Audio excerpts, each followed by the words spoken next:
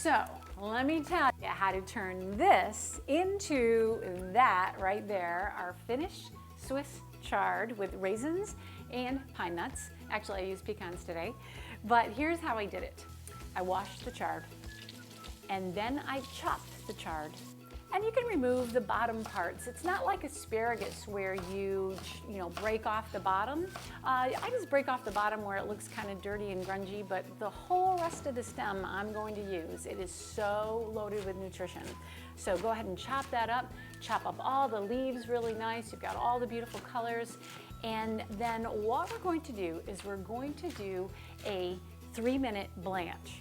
Now the reason why you blanch chard is because chard is one of those vegetables, as is beets. They're both high in oxalates.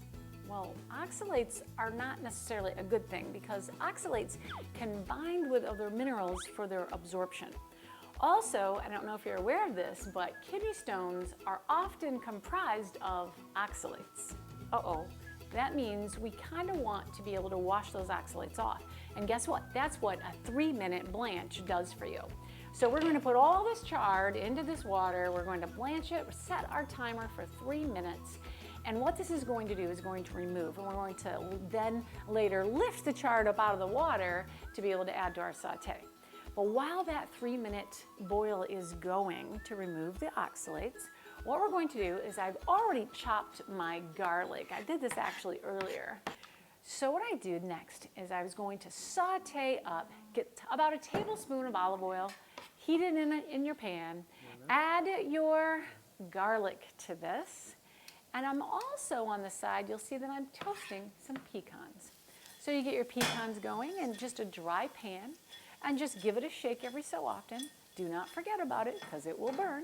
But what you want to do, this is going to bring out some good flavors for you, whether it's pine nuts, which today I'm choosing to use pecans, or whether you use walnuts, almonds, you name it, any kind of nuts would work.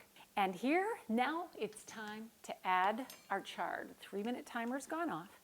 I'm going to use my wire mesh strainer to lift this up out. Use a spoon to kind of get it a little bit smashed dry. And then I just add it to my sauté, my hot pan with the garlic. We're going to add about a 1/4 teaspoon worth of salt, whether you measure it or if you're good at eyeballing it and adding it. And then fresh cracked pepper, about a 1/4 teaspoon or so, grind it till you like.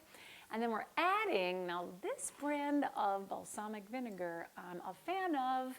It's delicious. It's my 18-year balsamic vinegar. So we're going to add a tablespoon or so of that. And then I've also soaked raisins, so it plumps them up a little bit. You can use the water or drain off the water if you'd like. And you can just add those raisins right to that. So now it's all together. We have our salt, our pepper, our balsamic, we have the garlic. We're going to toss this all together.